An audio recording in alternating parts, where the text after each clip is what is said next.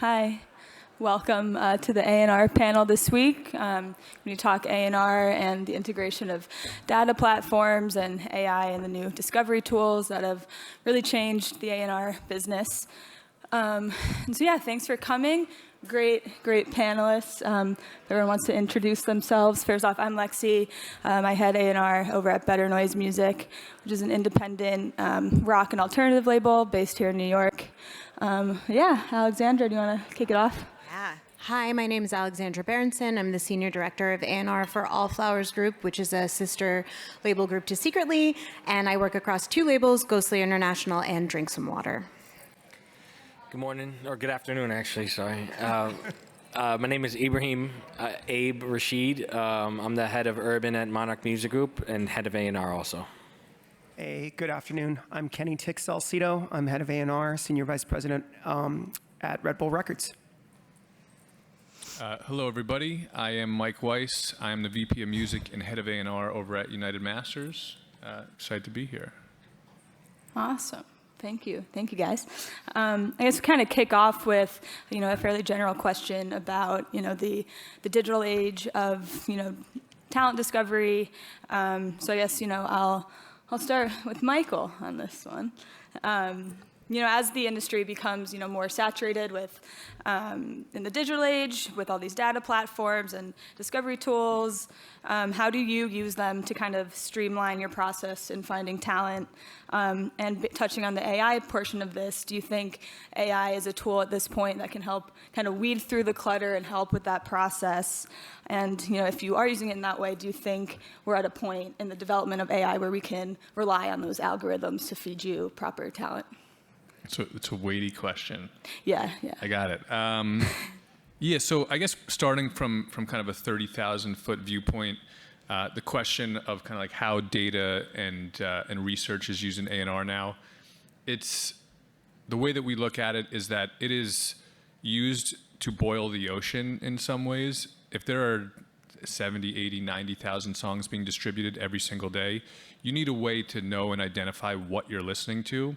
You can't listen to all the music that comes out. And so data is essentially for us the first entry point to what we are going to listen.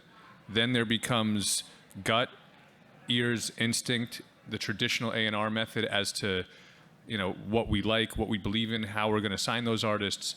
And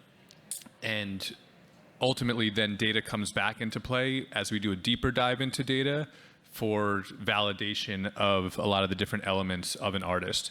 And so, the days of data just being kind of like purely a driver for how we're signing things, how we're making decisions, every single label, independent distributor has spent significant resources, significant money, engineering resources to build data tools. So everybody has the same tools.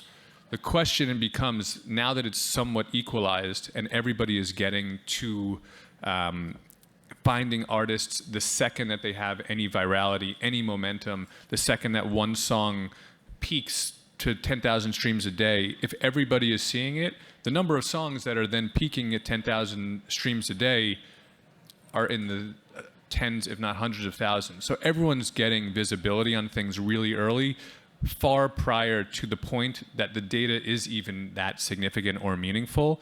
And if it's something like we just signed the Superstar Pride Painting Pictures single, that thing exploded, went from, he was doing 10 streams a day, and then a week later was doing 500,000 streams a day. So that timeline in order to sign those things is extremely competitive. The data is not being the key indicator. I'm a big data person, but 3-4 years ago, data had a far more significant effect in signing artists. Now, everyone's just getting to things so early that it's impossible to compete purely based off of data. And the labels, the majors are paying for it because they've signed so heavily on the data front. I don't know if I touched on all the areas of the question, but Good enough. Yeah. Awesome. Do you think, though, with, the AI algorithm, it is at a point where is it, accurate, sending, reading through correctly? So new. Yeah, so we've looked over the past couple of years because essentially with UnitedMasters, we have 3 artist tiers. We have pure distribution, DIY, kind of a distro kit, TuneCore model. We have premium distribution, similar to a STEM model, and then we have our full label services business. And so that gives us the unique advantage to have all of this proprietary data internally as to how the wide, long tail 1.7 million artists are performing on platform. And so for us, it's how can we build potential machine learning and data models that are going to tell us, based off of the performance of other songs, how they've done, what early metrics can provide that information. The problem is just that with AI, I think everyone is getting to records as early as possible the second that there's anything real that's happening from a data perspective. So if you think about it in terms of a song that pops off on TikTok, there is one main video typically, or 5 to 7 videos that really trigger the TikTok momentum that's going to trigger a number of other creates, right? So that happens, let's call that a Tuesday. Let's say that happens today. If there's real momentum on that record, by Friday, there's going to be 3,000 to 5,000 unique videos per day. So what that tells us is that in that 3 days, you're going to have, because everyone has very similar research data sets, whether it's AI, machine learning, if you're looking purely at the data, those data points are going to be discovered by virtually every single label within that 3-day period. Then it becomes a game of no one's signing. If you find it on Tuesday or Wednesday, yeah, you may have 24 to 48 hours in order to have an advantage. But you're not closing and negotiating a deal in 24 to 48 hours. Everybody is going to be having conversations. You're going to go in and offer a small amount of money because it has 3 to 5 videos with 500,000 views. You're going to go in and offer that. Next thing you know, 48 hours passes. It has 5 to 7,000 videos. Every label is talking to them, and they're looking at you like you're crazy because you offered them a small money deal based off of where they were at that point. And so I don't know necessarily what the AI capabilities are going to be in terms of, like if we had AI that could listen through all of the music that gets distributed and uploaded through UnitedMasters, and we have 1.7 million artists, if we had AI that could kind of like audio fingerprint and listen through music and flag to us what kind of like creative quality existed. I haven't seen that yet. I'm sure if it doesn't exist now, it will exist soon. But I would say from an AI perspective, I think that's more of a way of weeding down the volume so that we can still use our ear and gut in order to determine what artists are going to really be the ones to break. Because data, we've all skewed very heavily on data over the past few years. And we're seeing the major labels really pay for it now by overspending on deals. Artists that are significantly underdeveloped don't have longevity because they have TikTok moments or brief virality.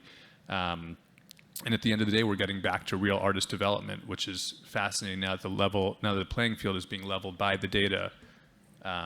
It's back to artist development from my perspective. Awesome.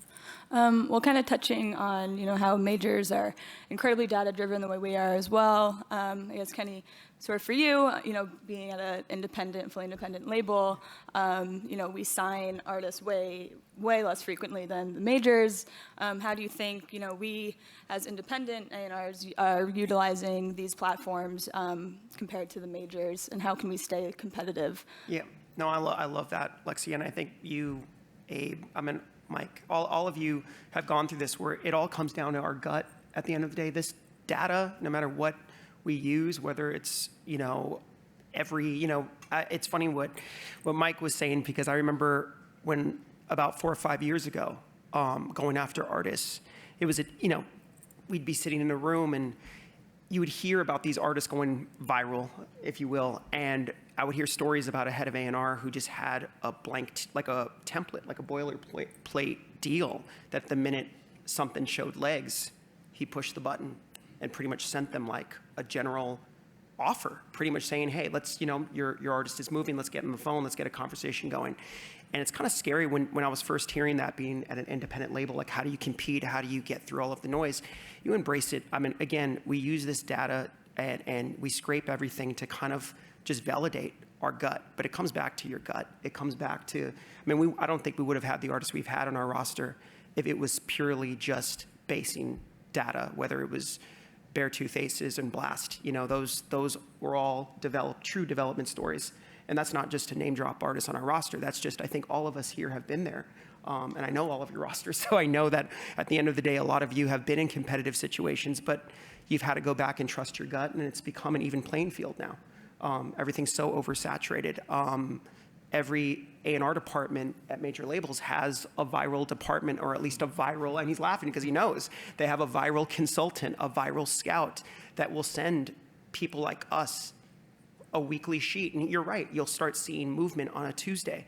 By Friday, you're in the conversation. And if you're not, somebody is, and somebody's going to make an offer. But then all of these majors have signed 20 to 30 of these artists. And the problem came down to, yes, they had a hit, but they don't have a record maker either in the building or outside of the building to follow up that big record, right? So there's always going to be a need for people on this panel to find those career artists and make those records and make career artists happen. So. And that was actually going to be one of my questions, broad, like, do we think that with the increase in utilizing data, is the human A&R portion going to become obsolete? And I think it's an obvious no, because whether, we're fed all this data, we still need the ear and the human connection and attention to the artist development and helping them kind of move past data. 100%. I mean, Lexie, you have very few chances up to bat to sign artists. It's not like you could sign 10 to 15 a year. Yeah. You know what I mean? So you have to look at this data, and then it, as you said, Mike, justifies at the end of it how you use it, your gut, and what you sign. Yeah. And so I guess kind of, going off of, we were fed so many different options to look at. There's so much to weed through, and especially with social media virality, and heavy engagement. You can see like off-platform. Like what metrics? I'll go to you, Ebrahim. Like what metrics do you look at to kind of evaluate an artist's ability to really build a proper audience and see that potential to maintain engagement and establish long-term success versus just recognizing like a fleeting moment or, yeah. Yeah, so I think the long-term success is strictly on the artist's identity. So if an artist doesn't have some sort of identity, you can kind of pinpoint and say, oh, they know what they're doing, right? They live in this world. They have this. These are the fans. This is their cult following, and it's going to grow from here. Then there's kind of no longevity, because the success of an artist relies on the content that they're able to kind of provide too, right? So you can create any record you want and think you can just microwave any artist you find from data and analytics, but then have they established an identity on their social media platforms, whether it be TikTok, Instagram, et cetera? And can they provide content to help stabilize that? Some of the best records, and some of us in here, how much of a hard time do we have with artists promoting their own music, right? Yeah. Right? Well, and imagine if the artist just doesn't know who they're talking to, who their fan base is, right? They're not engaging. If people aren't commenting on the music stuff that they're posting, but they're commenting on the stuff about their relationship, right? So if there's no identity, and there's a huge identity issue within music right now too, because everybody thinks they can become an artist and overnight success, and the labels are a lot to blame with that, because we're, again, not we're, but they, whoever they are. Indie Week is all about they. But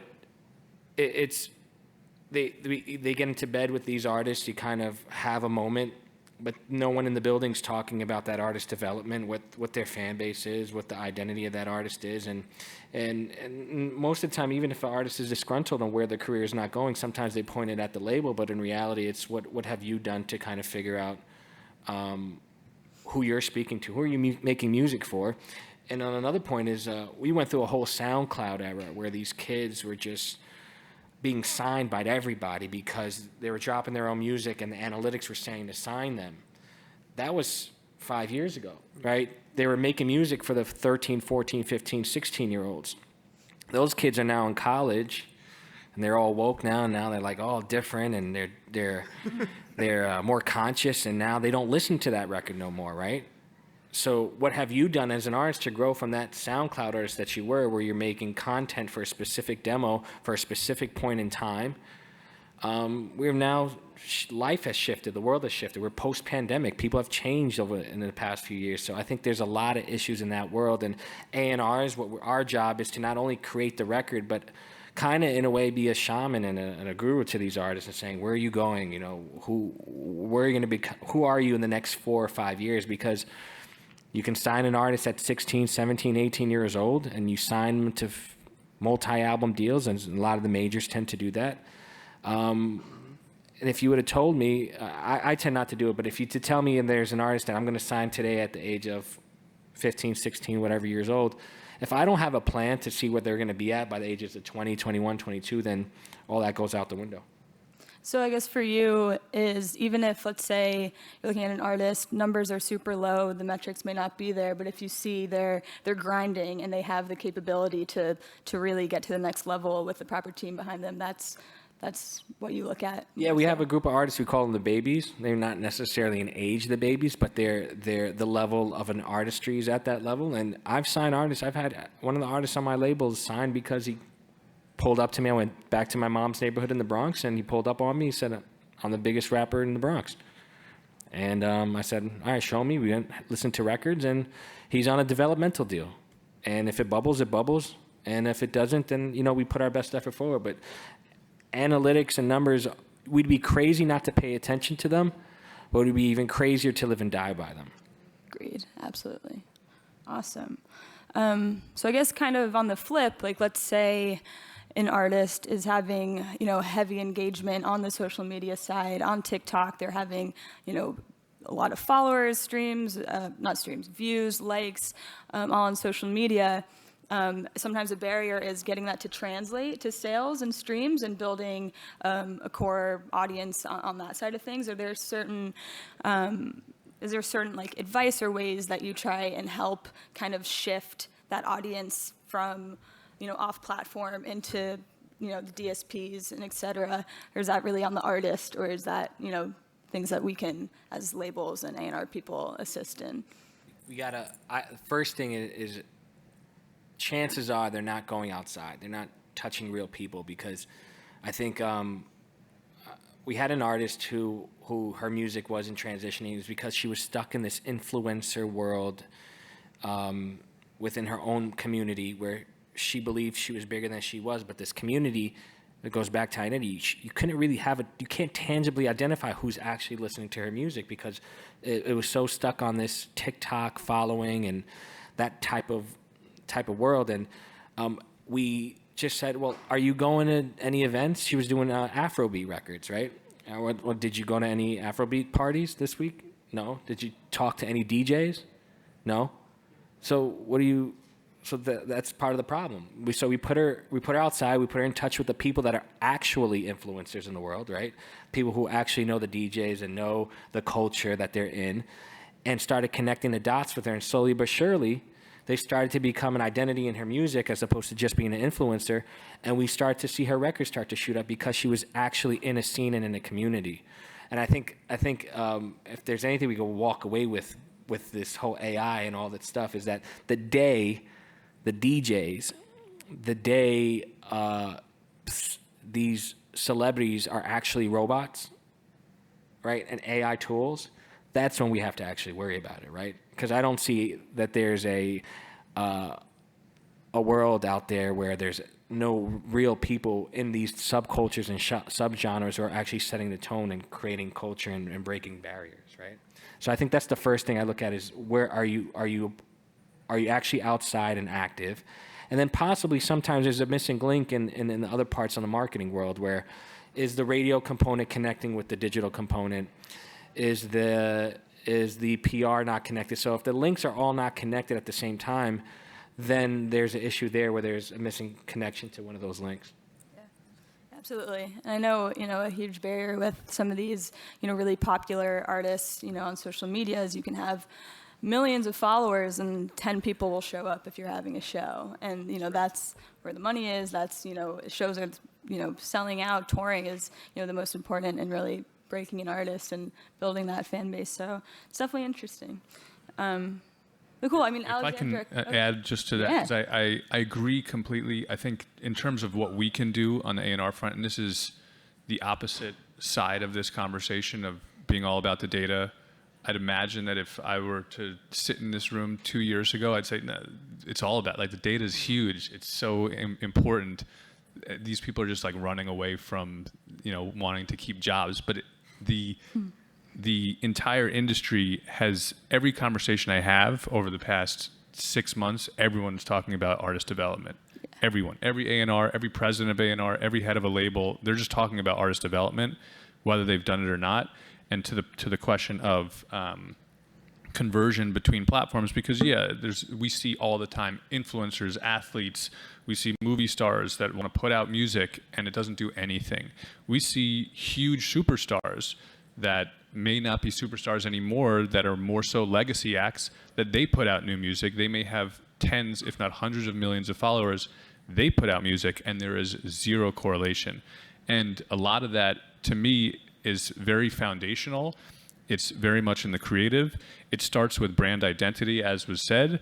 It starts with perspective from an artist. An artist has to have a clear perspective. An artist has to, for people to listen to an artist's music, you have to be able to hear and see and understand the way in which the artist views the world. And so for me, when it comes to artist development, it always starts with that core foundational principle. It starts with, who is the artist? What do they stand for? What do they believe in? And if we can identify what that is, typically I like to throw a little juxtaposition in that. You want to have elements that don't necessarily go together that well, because that's the only way to have a unique perspective. Otherwise, it's been done a million times. But it's like, in my days of managing Noah Cyrus, it was, Noah was the dark, depressed pop girl who was the misfit of her perfect Hollywood family. And it was like, once we identified this is who Noah Cyrus is, everything else became so much easier. Everything else became clear on who the brand was. It wasn't just, is Miley Cyrus's little sister trying to make music? It was, no, she's a clear creative purpose. And that's where you see that correlation to the music. That's where you see the correlation to the community. That's where you see it happening across the board rather than just numbers on a scoreboard. Totally. Thank you. It's kind of moving from, talent identification and discovery and using these to, find suitable acts for our rosters. Alexandra, I'll shoot this over to you. Outside of that, like, how have you been using these platforms to kind of help build your current roster's brand and, finding the right areas to ad target and build a marketing plan and really, supporting the initiatives for the artists you already have signed? It's a great question. I'm probably the black sheep on this panel, and that data is like, it's important. It helps set a roadmap. Sometimes it can help you figure out what the ceiling is, though even that can be false. I don't utilize it that much in my job. It is very much more of like, I know, sorry. Yeah. It's I do think, and going back to your question about AI really quickly, like, I do think that humans truly crave authenticity in the art that they consume, and you can hear it from a mile away when it's not coming from a genuine human place. Yeah. So that's sort of like the way in which I function at my job. I'm a big Chartmetric fan, for anybody in this room that utilizes that platform. I think it's great. I think there are things that you can utilize those platforms for to figure out what you can build. So, or once you're setting goals with an artist or an artist team, like how you want to build those things, whether it's we want to get more syncs or we are seeing a little bit of activity in this region, what can we do to sort of like bolster that audience? Those are the types of things that we're using that for. It's more about just like making the presence larger, but it's not, we don't use it to help make records. We don't use it for signing. Fair. And yeah, I mean, especially with the younger generations, like Gen Z, they can sniff out a fake in a second, or they crave like organic, artist relatability. That's who's going to follow them. And I think you're right. You can't always force that using, data or inorganic methods to build an audience. So yeah, thank you. And I guess, do you think going to a more data perspective, is there anything like an artist can do to kind of help build their numbers and cut through their clutter? And are there, certain ways that you've seen artists you work with do that successfully? Yeah, I do think it's good to know, like you said, who your audience is and also where they are. You can make songs for specific geo-targeted areas if it makes sense. If you've got something in your back pocket that you think is really going to go well in Japan, then you can utilize that to try and figure out a JCD or an exclusive or work with press there more. I also think that it's funny, like the inroads of getting people to listen to the music, like, isn't it? We have a bunch of artists that have their fans have like created Discords for them without them at all being involved, and it's like, are you engaging with them? Mm-hmm. Are you okay? Your fans are making like slowed down, like droned out versions of all your songs. Like, do you want to do a 24-hour stream of like your entire record that sounds like that because you know ultimately it's going to be an inroad to the record that's on DSPs? Like, I think it's more about that. Nice. I love that. I think it's a combination of both. You know, a lot of these fans out there, they grew up on social media. This is all they know, right? So it's like, I love what you and Abe just said. It's like, it's a combination of like what platform works specifically for that artist, right? Like whether it's a certain band, like we have a band on our roster that's Discord is king. You know, Discord rules for them. You know, maybe one of our hip hop artists doesn't really react to that. Maybe it's a certain platform, but either way, it also doesn't beat what you said about being outside, physically touching the DJs. You know, Blast is a perfect example. He goes outside and he's really out there, like he's really touching other artists physically. They see him, the DJs see him, the culture sees him. So whether he may not win on a certain platform, that always levels it out. Sweet. Well, thank you. I think we have a few more minutes left. One more question, and we'll open the room up to some, questions anyone may have. But to kind of close it out, going back to the gut, at this point, like how often, the open floor, do you go by gut and say put data aside at this point and just take a risk? I don't think anything's black and white, but for the most part, 95% of the time. The data signings, at this point, you're just purchasing revenue. That's all you're doing. You're essentially saying, and it's the same as catalog acquisition. If you're taking on a record that you know is streaming a certain amount per week, we just run a deal model. If it's purely about the data and we don't believe in the artist, then it's purely just a financial investment for a reliable income. Sweet. Well, I guess that answers the panel question. Is it all about data? No. But is it useful? Yes. Great. Awesome. If anyone has any questions for any of our lovely panelists, hey. Yeah. Hey, what's going on? I'm Nice on the Sonics. I'm an audio engineer based out here in New York City. I'm at Platinum Sound Studios under Jerry Wonder. I had a question because a lot of my clients, as an audio engineer, they spent a lot of their early process of their careers paying for playlisting and paying for particular things that kind of messed up their data in certain ways. But they're super talented and they're like in the process of trying to either reverse it or just trying to find a new way to express their value to others. How do you guys deal with like looking at an artist that you may believe in but may have bad data? Do you know how to look through that? Is there ways that you're able to, I guess, be able to see through some of the issues with bad data when it comes to like playlisting or certain particular things? I think there was a lot of faking that was happening, especially within that era of the SoundCloud era I touched on, because it became very manipulative for a very long time, and now there's a lot of rules that have stopped it. And there's no more that, I know the guy that can get you whatever, you know what I mean? You got to kind of be very genuine about it now. The thing to do to get away from it is interesting because it hasn't even redirected itself naturally, A. And then B, like one of the indicators are obviously when, you see artists with all this following and there's no engagement or true engagement on it, and that means, their followers have been manipulated. But then also something I used to do, I don't think it happens anymore, I could be wrong, but when you see a familiar artist on Spotify, so it'd be a rapper, and all the people that the fan base listens to is all this electronic stuff, or something like that. I used to be something to be like, if he's a rapper, how come his fan base listens to some DJ in like Switzerland somewhere, you know, and it's a bunch of those DJs, you know, back to back. So I think that's a very key indicator. And the way to turn it around is just to continue to put out music, because then that'll get buried over time. Or do you say like, no, like I feel like you guys pay for playlists and I can't work with you no more? I can't.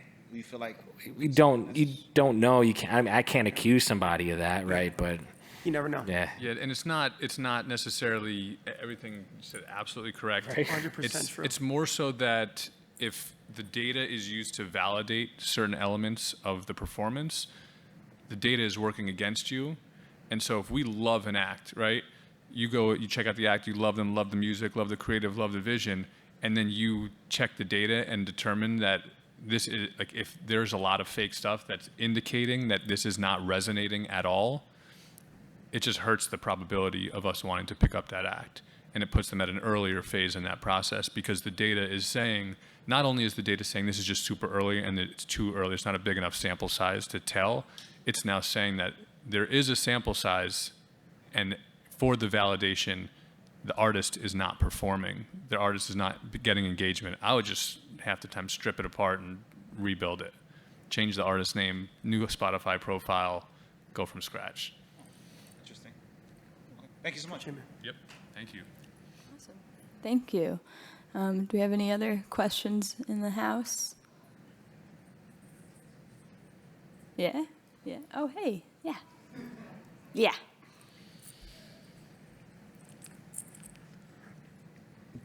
Very intimidating having to come up to this mic. My question is around your point around the artist development conversation re-entering our industry.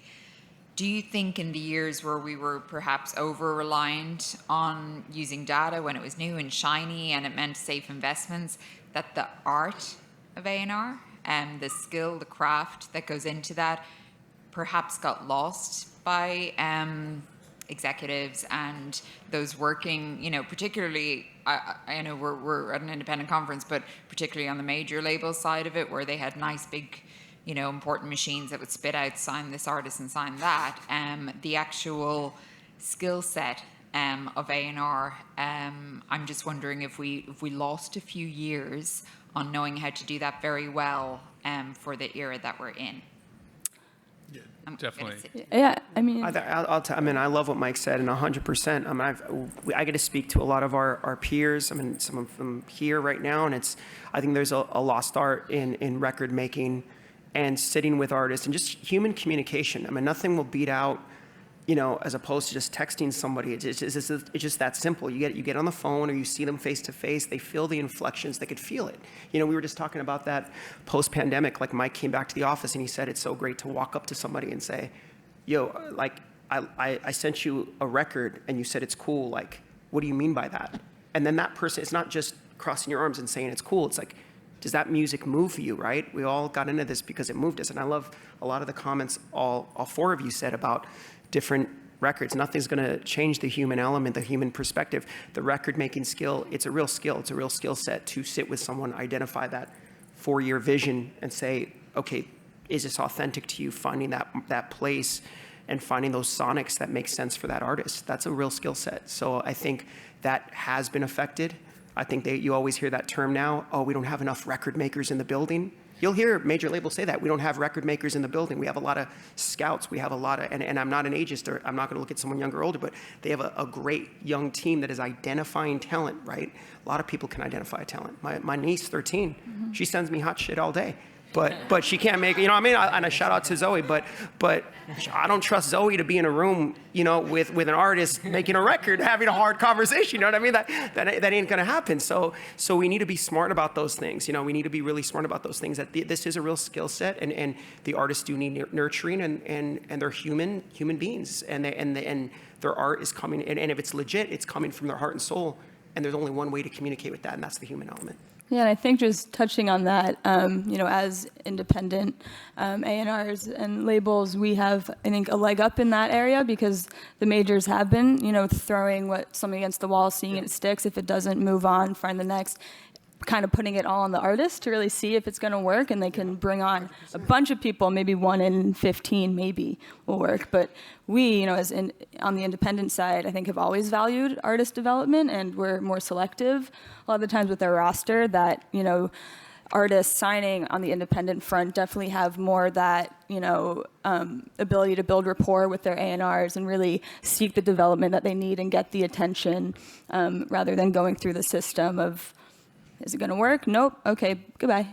So yeah, I think it definitely artist development has been lost, especially in the pandemic, years where you can't have that human connection. But I think on the independent front, especially, we're really, really focusing on that heavily now.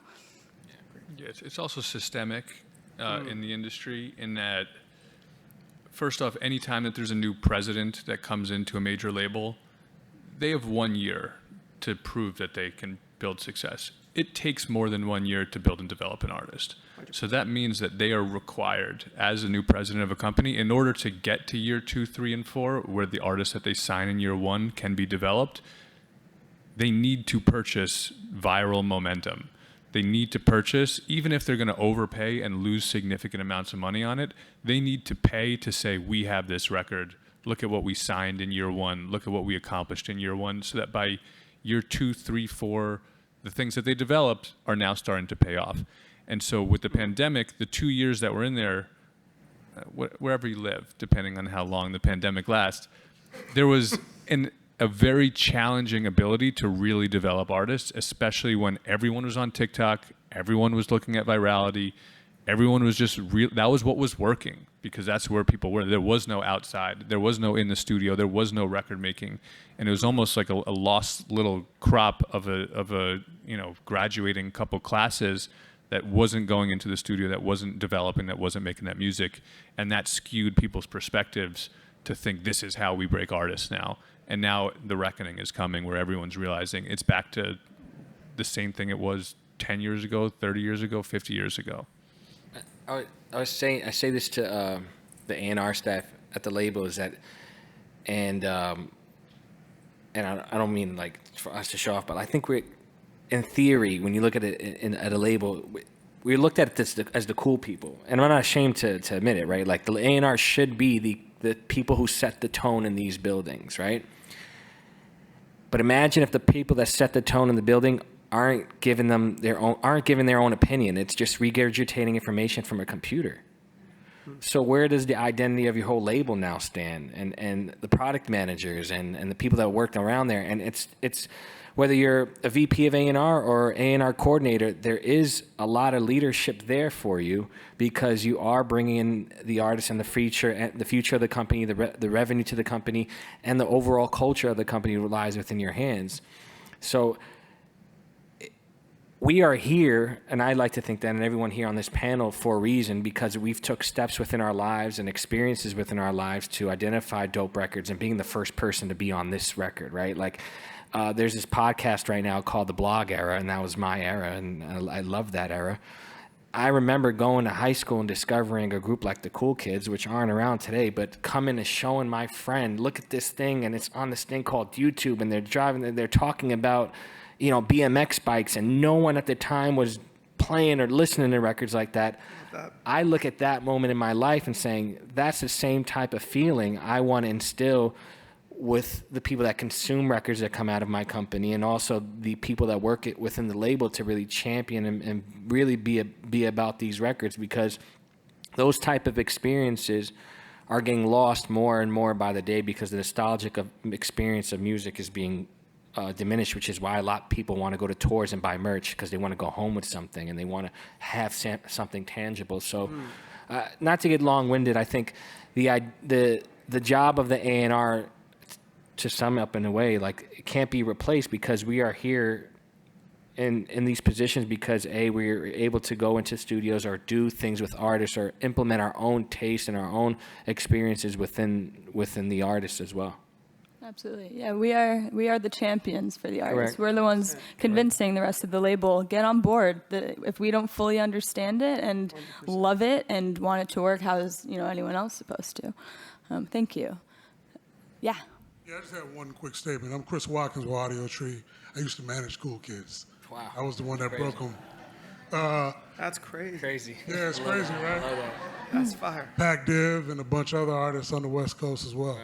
I But love Pac Div. now being over the Audio Tree, one thing I was just going to just mention, and it's to a lot of the artists, Mike, I know we've done work as well.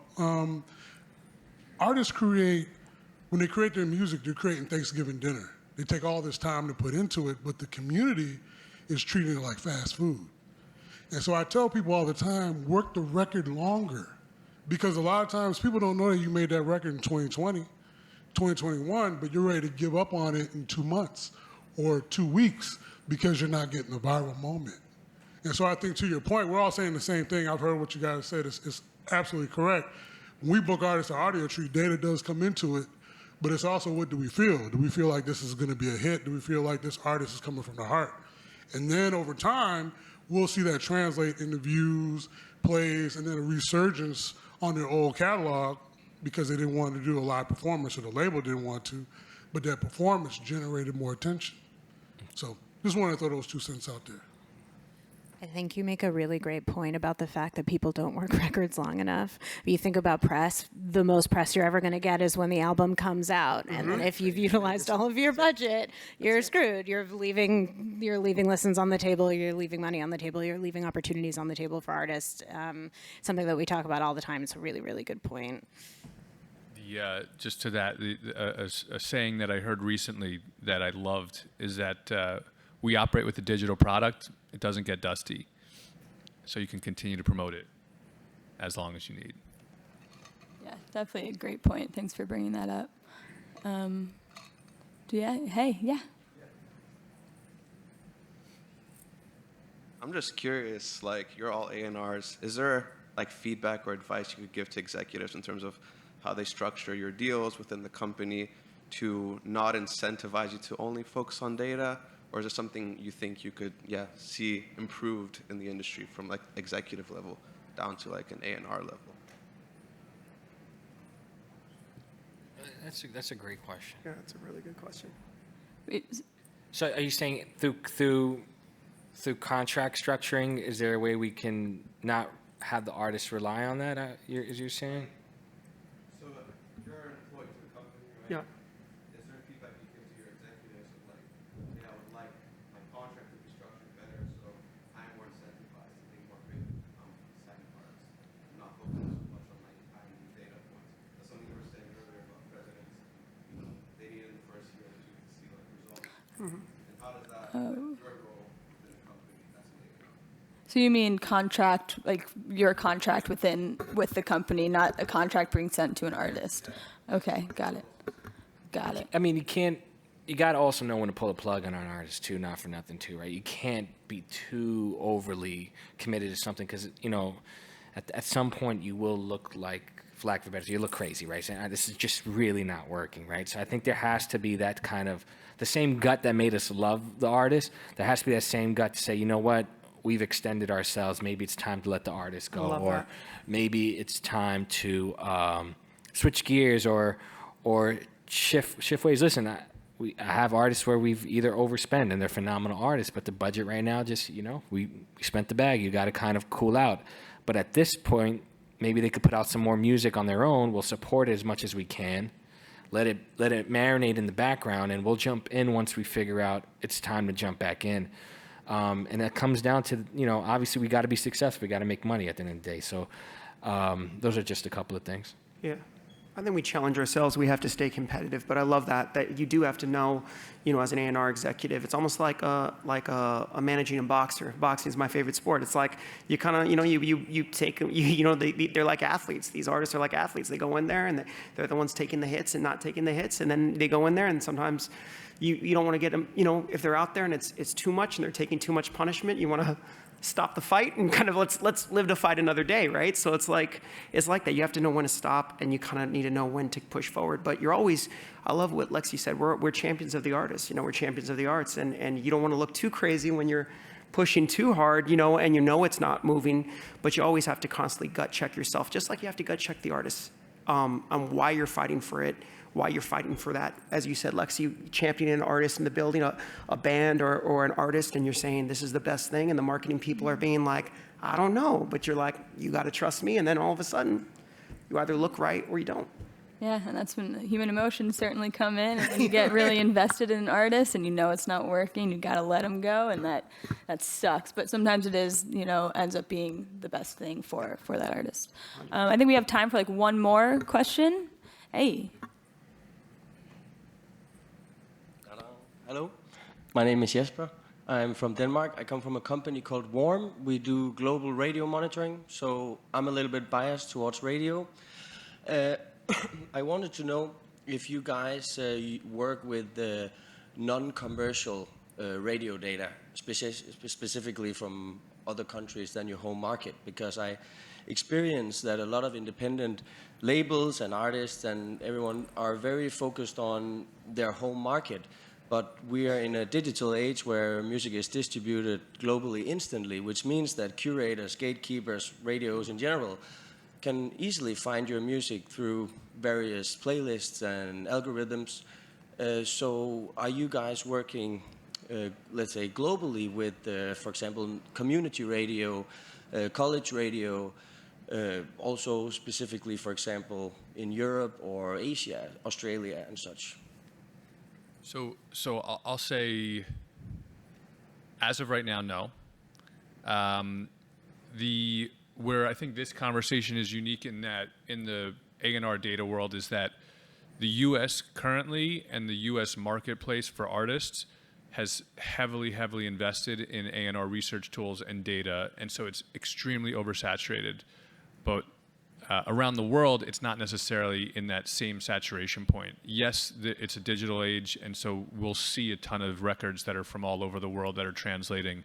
But for the most part, the deeper dive targeted data research signings are still in different territories around the world further back, and the companies in those regions haven't gone deep. For example, Latin America, they're now just getting really competitive on the A&R research side.